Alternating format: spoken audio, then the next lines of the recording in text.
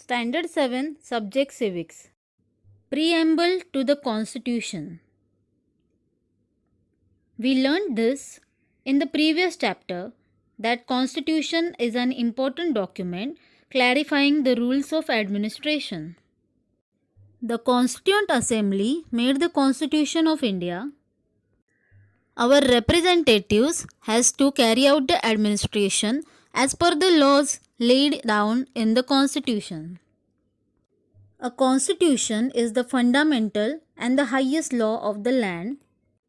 There are definite aims or purposes in making any laws. Basic provisions in the laws are made after clarifying these objectives. A systematic arrangement of all the aims and objectives of a law is the preface to the law. The preface to the Indian Constitution is called the preamble. The preamble sets out the objectives of our Constitution.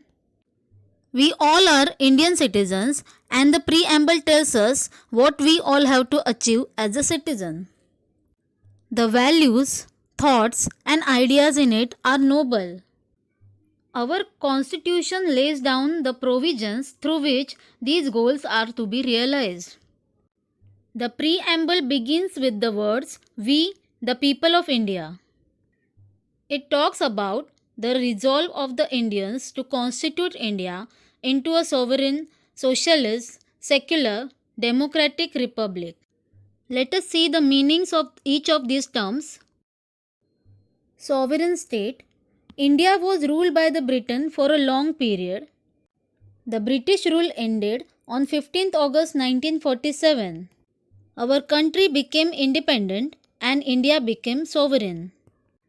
We are now free to take our own decisions as we think fit in our own country.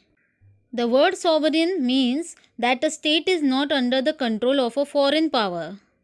The most important goal of our freedom struggle was to acquire sovereignty. Sovereignty means the ultimate authority to govern yourself. In a democracy, sovereignty rests with the people.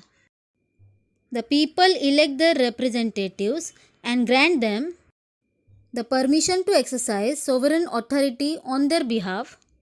Thus, the Constitution reflects the principle of our popular sovereignty, and the government elected by the people makes laws on behalf of the people. Socialist state is such a state where the gap between rich and poor is minimum. All have a right over the wealth of the country. It is ensured that wealth is not concentrated in the hands of the few people. Democratic state. In democracy, the sovereign power is in the hands of the people. The government makes decisions and draws up the policies in keeping the wishes of the people. The government has to take financial, social, and other decisions to promote common welfare. All the people are not able to come together and take such decisions on the day-to-day basis. Therefore, the elections are conducted after a fixed period and people elect their representatives. These representatives sit in the institutions created by the Constitution, like Parliament or Legislature and Executive.